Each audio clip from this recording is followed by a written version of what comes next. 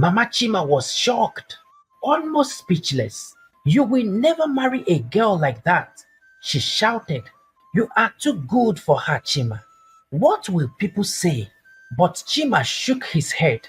I don't care about what people say, Mama. I know how I feel. Nneka is a good person, and I won't leave her. Chima was a man many people admired. He was young, wealthy, and lived in a big house in the heart of Lagos. His company made millions every year, and he drove fancy cars that everyone envied. But despite all his money, something was missing. Chima couldn't explain it, but he felt empty. He had everything, yet he wasn't happy. One day, as Chima was driving home from work, he noticed a girl by the roadside. She was sitting under a tree, holding crutches by her side. Her clothes were old and torn, and her eyes looked tired. She had no shoes, no food, nothing. The girl, Nneka, was crippled. Her legs didn't work well, and she struggled to even stand. Chima stared at her as he drove past, thinking to himself, another beggar.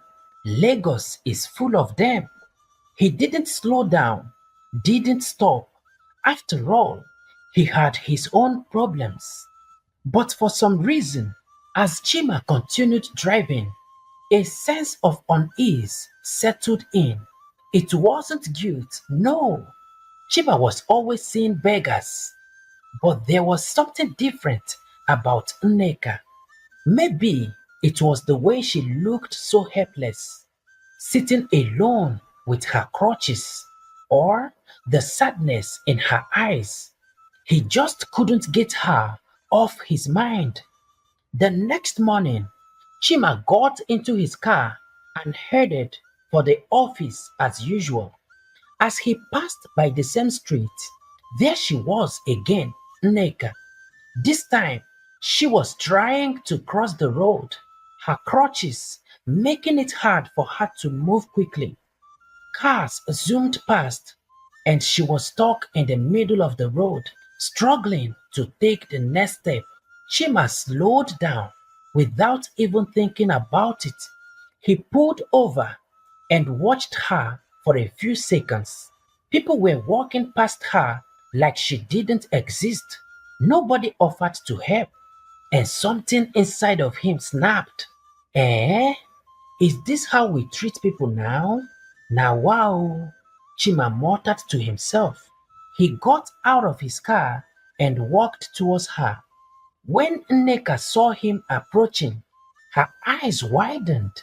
She didn't expect anyone to help her, especially not a man who looked so important. Oga, I am trying to cross, she said softly with a shaking voice. Chima didn't say anything. He just reached out and helped her cross the road. Once they were on the other side of the road, she looked up at him, surprised. Thank you, sir, she said in a quiet voice. Her eyes was filled with gratitude. Chima nodded, but didn't respond. He turned and walked back to his car, but her voice stopped him. God bless you, sir. People like you, I don't see them often. Chima paused for a moment, feeling something stirred inside him. He looked at her, but instead of saying anything, he just nodded again and walked away. As he drove off, her words stayed over and over in his head. People like you, I don't see them often. All day at the office, he couldn't stop thinking about her. That simple thank you stayed with him, lingering in his mind. Why did he care so much? She was just a girl, a homeless crippled girl. But something about Nneka haunted him. Why do I even care? Chima asked himself as he stared outside his office window. But deep down, he knew the answer. That girl had touched something inside him, something he didn't know was there. Chima's life was about to get more complicated. His mother, Mama Chima, had been on his neck for months. Chima, you are not getting younger. All your mates are married. You have money, a big house, but no wife. What are you waiting for? She would always say every time they spoke. And now the pressure had reached its peak. There was a big family dinner coming up, and Mama Chima wasn't taking any chances. She had invited Uju, the girl she wanted Chima to marry. Uju came from a wealthy family, and that was all Mama Chima cared about. But Chima couldn't stand Uju. She was proud, always talking about money and never caring about anything else. Chima had tried to avoid the dinner, but Mama Chima wasn't having it. You must bring a date, Chima. Uju will be there, and I don't want you coming alone. Chima couldn't bear the thought of being stuck with Uju the whole evening. He needed a way out, and very fast. As he sat in his office, staring at his phone, an idea popped into his head. Nneka, he had helped her the other day, and for some reason, she hadn't left his mind.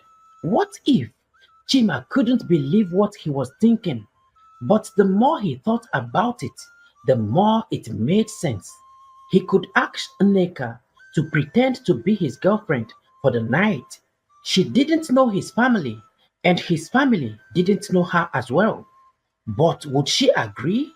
Would a homeless, crippled girl really help him? That evening, Chima drove back to the same spot where he had seen Nneka. As he pulled up, there she was, sitting under the same tree, looking even more tired than before. Her clothes were still old and torn, and she was holding her crutches tightly. Chima got out of his car and walked over to her. Nneka looked up at him, surprised. You again? She said softly. Chima handed her a small pack of food. Here, eat something first, he said, watching her carefully. She took the pack and opened it and began to eat slowly. He could see how hungry she was, and it pained him.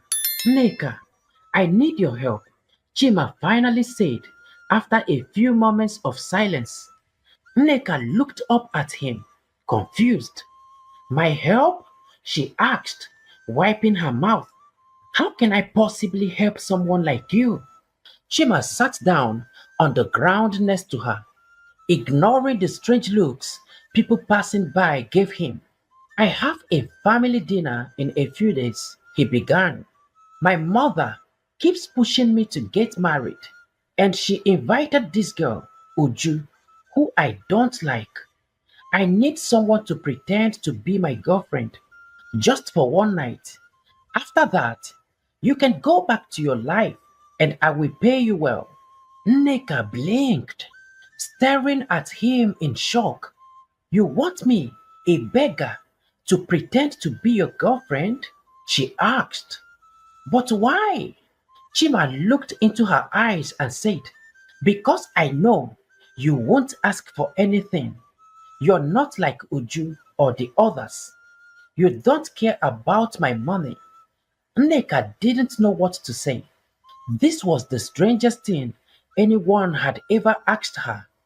But at the same time, she was hungry, tired, and needed help. Could she really say no? Chima could see the doubt in her face. Nneka, I know it sounds crazy, but I will take care of you. You don't have to worry, just one night, and I will make sure you are comfortable. Nneka took a deep breath. She was scared. She didn't know this man well, but he had been kind to her. What if your family finds out? she asked. They won't, Chima replied. Just dress nicely, smile, and play along. And after the dinner, I will give you the money, and you can leave. It will be over before you know it. Nneka looked down at her crutches, feeling unsure. She had no other option. Slowly, she nodded. Okay, I will do it. Chima smiled for the first time that evening. Thank you, Nneka. You won't regret this. Nneka wasn't sure about that. She didn't know what she was getting herself into, but she had made her choice. Now, all she could do was hope that this strange deal would turn out in her favor. The day of the dinner finally arrived. Chima was nervous, though he tried not to show it. Earlier in the day, he took Nneka to a hairdressing salon and then to a boutique. When she came out of the changing room in the new dress he had picked for her, Chima was stunned. Nneka looked completely different. Her long hair, neatly dressed, made her look so beautiful, and the dress fit her perfectly. But it wasn't just the dress, it was the way her eyes shone with life. Her usual sadness was hidden, replaced by a shy, beautiful smile. Are you sure this is me? Nneka asked, looking down at her dress. Chima smiled. You look perfect. Don't worry, just be yourself, he said, though he wasn't sure how things would go at the dinner. That evening, they arrived at his mother's house. The moment they walked into the grand living room, all eyes turned to them. His uncles, aunts, and cousin, they were all there, chatting and laughing, but now they were silent, staring at Nneka. Mama Chima, who had been talking with Uju's parents, looked up sharply. She frowned when she saw Nneka standing beside Chima. Who is this girl? She asked coldly. Chima took a deep breath and stepped forward. Mama, this is Nneka, my girlfriend. The room went completely quiet. Chima's family members exchanged surprised glances. But before anyone could speak, Mama Chima stood up. Nneka, eh? Where is she from? She asked, her eyes narrowing as she looked Nneka up and down. Nneka was feeling nervous but tried to stay calm. Good evening, ma. I'm from Anambra, she said, her voice soft but steady. The room remained tense. Mama Chima wasn't pleased. She had expected Uju, not some unknown girl. I see, she said, her tone filled with suspicion. Before Mama Chima could say more, Chima's younger sister Amaka stood up. Welcome, Nneka. Come sit down. You look beautiful, she said with a warm smile, pulling Nneka to a seat beside her. The other family members slowly warmed up. They asked Nneka simple questions about her background, and though she was nervous, she answered them honestly but carefully. She spoke simply, not trying to impress anyone. Soon, they were chatting and laughing with her as if she had been part of their family for years. But Mama Chima sat quietly watching. Her face was still hard. She didn't trust Nneka, just not yet. After the dinner, Chima drove Nneka back to her usual spot by the roadside. They sat in the car for a moment. Chima handed her an envelope. Here is the money I promised you. You did great tonight. Nneka took the envelope slowly, but she didn't open it. She looked at Chima and asked, So, is this goodbye? Chima paused. He had thought this would be the end of their agreement, but something didn't feel right. No, he said after a moment. I will see you again. I will bring more food tomorrow. Nneka nodded and smiled softly, but she didn't say anything else. She got out of the car and disappeared into the night. But as Chima drove home, he couldn't stop thinking about her smile, her kindness. It was different.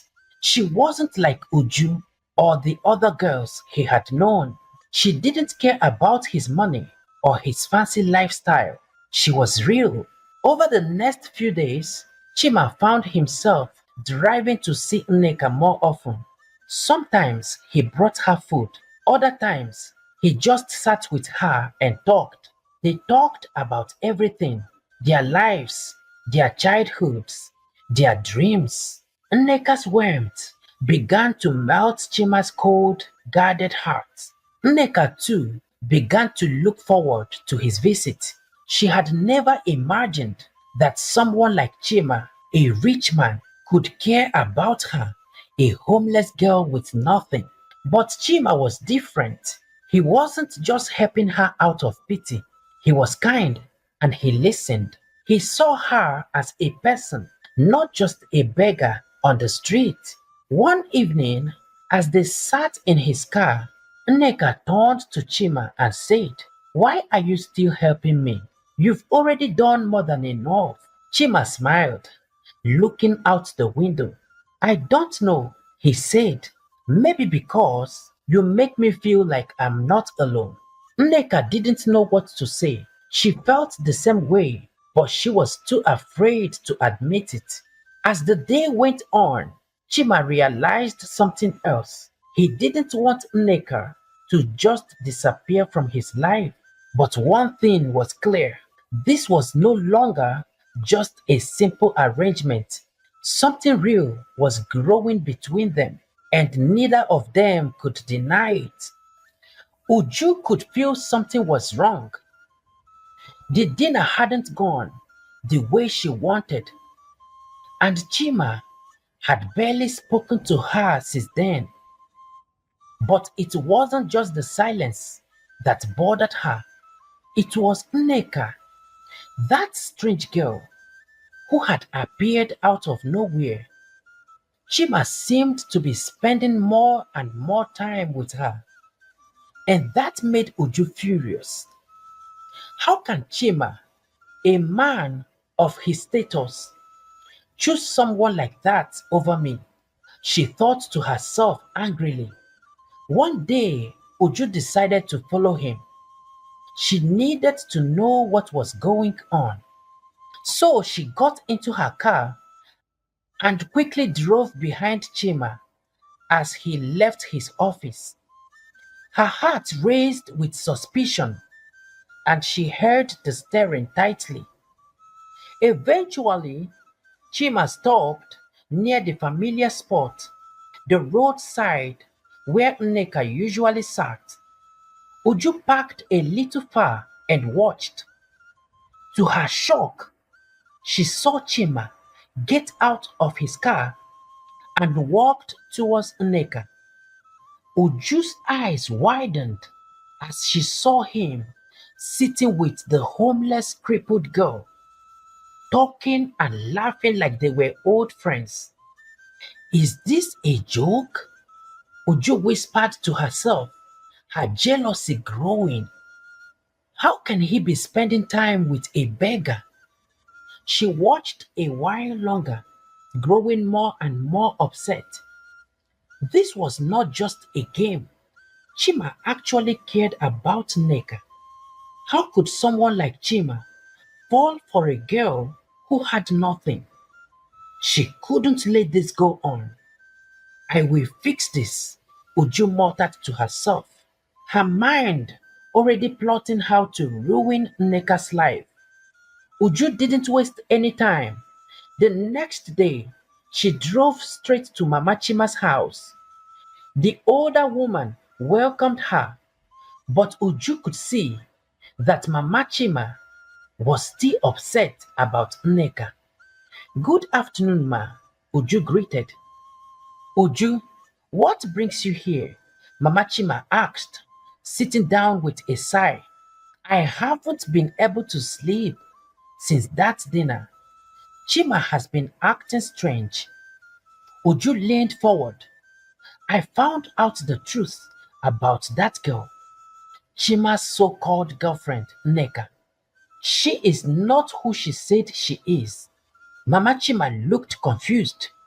What do you mean? Uju smiled wickedly, knowing this was her moment. Nneka is not from a good family. She's a beggar, a homeless girl from the street.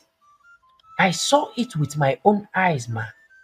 Chima always visits her by the roadside like some secret lover.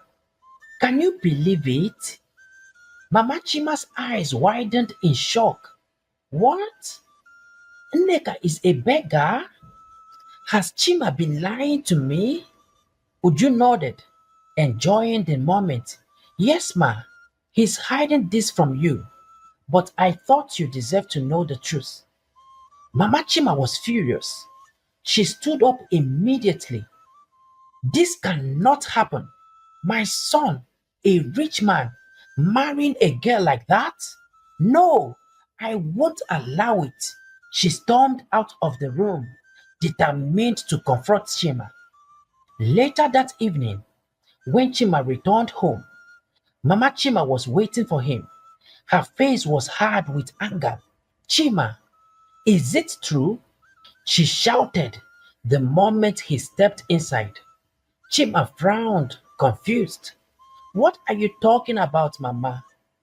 Nneka, she yelled. That girl you brought to the dinner. Uju told me everything. She's a beggar from the street. You've been lying to me all this time? Chima stood for a moment, knowing the truth was finally out. He couldn't lie anymore. Yes, Mama, Nneka is homeless. She helped me at the dinner, but I didn't lie about my feelings. I love her. Mama Chima was shocked, almost speechless. You will never marry a girl like that, she shouted. You are too good for her, Chima. What will people say? But Chima shook his head. I don't care about what people say, Mama. I know how I feel. Nneka is a good person, and I won't leave her. After the argument with his mother, Chima knew he had to see Nneka. He couldn't let her hear about this from someone else. That evening, he drove to her usual spot by the roadside. Nneka was sitting there, her crutches beside her, looking up at the stars. When she saw Chima, she smiled, but her smile faded when she saw the worried look on his face. What's wrong? She asked, sensing that something had happened. Chima sat beside her and took her hand. Nneka, my mother found out the truth. Uju told her everything about you. Nneka's heart sank. I know this would happen, she said softly. Your family will never accept me, Chima.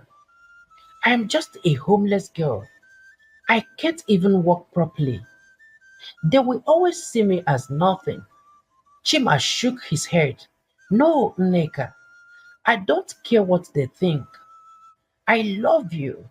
I don't care if you don't have money or if you can't walk. You are strong, kind, and real. That's all that matters to me. Nneka looked at him with tears in her eyes. Chima, I never thought someone like you could love someone like me. I have nothing to offer you. Chima quaintly wiped away her tears. You don't need to offer me anything. Your heart is enough. Nneka smiled through her tears, but there was still fear in her eyes. But your family, they will never accept me. Chima held her hands tightly. I will fight for us, Nneka. I will stand up to my family. I don't care what they say. You are the woman I want to be with. Nneka looked up to him, her eyes filled with emotions she had never felt before. She had lived her life full of pain and rejection, but now, for the first time, someone was standing up for her. I love you, Chima, she whispered, finally letting the word out. Chima smiled, feeling the weight lift from his chest. I love you too, Nneka, and I promise we will get through this together. Deep down, they both knew the road ahead wouldn't be easy. The battle for their love was just beginning, and there was still many obstacles to overcome. Weeks passed, and despite the tension with his family, Chima stood by Nneka. No matter how hard things got, he never wavered. His brothers and sisters began to see what he saw in her. They noticed her kindness, her strength, and the way she made Chima happy. Slowly, they accepted her. But Mama Chima was still against the relationship. Every time Chima visited her, she would bring it up. Chima, can't you see? This girl is not for you. Mama Chima would say, shaking her head. You deserve better. Someone like Uju, who comes from a good family, a wealthy family. Chima remained calm but firm. Mama, I've already made my choice. I love Nneka, and nothing will change that. Mama Chima sighed. She couldn't understand why her son, a rich man with so many options, would choose a homeless, crippled girl, but she could see how serious he was. Meanwhile, Uju wasn't done with her tricks.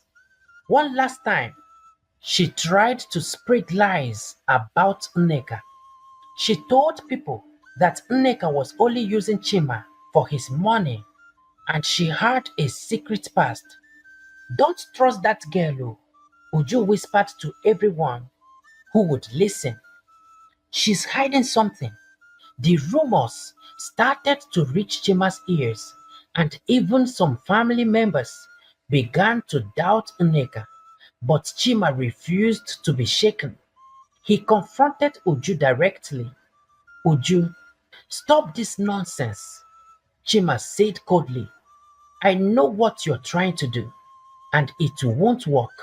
You can say whatever you like, but Nneka is the woman I love, and I won't let anyone ruin it.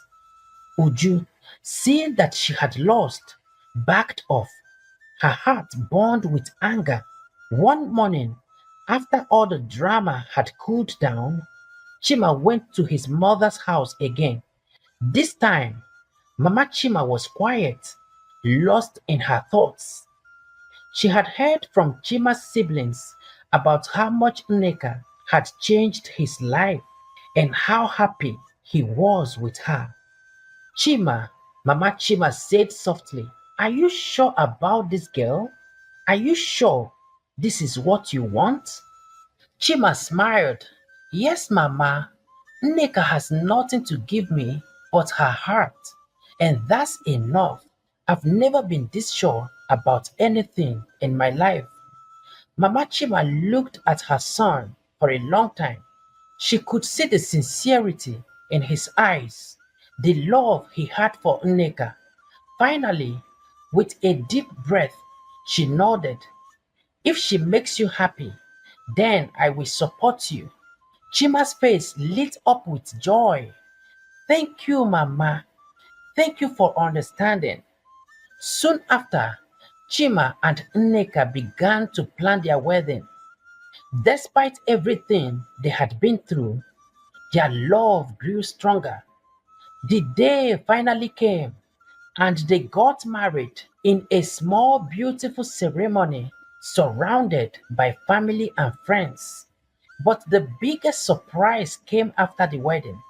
Chima had taken Nneka to see a specialist doctor, and after several surgeries and therapy sessions, Nneka began to regain strength in her legs. She was not fully healed, but she could walk, something she had never thought was possible. One evening, as they sat together in their new home, Nneka stood up slowly, taking a few careful steps towards Chima. Tears filled his eyes as he watched her. Nneka, look at you, Chima whispered, his voice filled with emotion. You are walking. Wow. Nneka smiled, holding his hand. I never thought I would walk again. But you made me believe in myself, Chima. You gave me hope. Chima pulled her close and kissed her forehead. It's because you didn't give up, Nneka. With that, they knew that nothing else mattered, neither money nor looks. True love had triumphed, and together they faced the future with hope and happiness. Hey, lovely people! Thank you for watching to the end of this amazing story of love, determination, and resilience. I would be happy to hear from you in the comment section about what you learned from this story and your thoughts about it. I'll be there to respond to your comments. If you enjoyed this story, please subscribe to my channel for more interesting stories. Your support means the world to me. Do not forget to give this story a thumbs up and turn on your notification bell. Thank you for watching and see you in my next story.